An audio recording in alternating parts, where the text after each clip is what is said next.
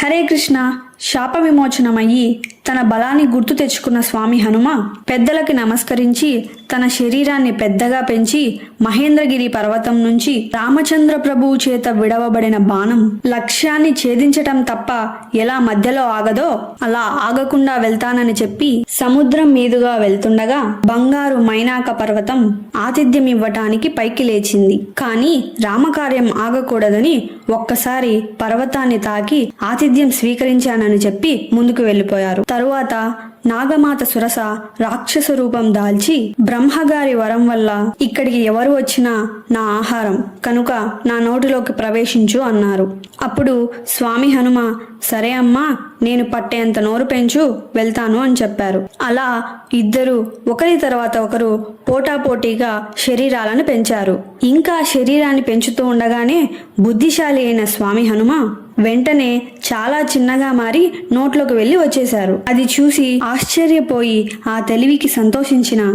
సురసామాత సీతారాముల్ని కలిపిన శాశ్వత కీర్తిని గడిస్తావని ఆశీర్వదించారు. నెక్స్ట్ పార్ట్ కోసం సబ్స్క్రైబ్ చేయండి.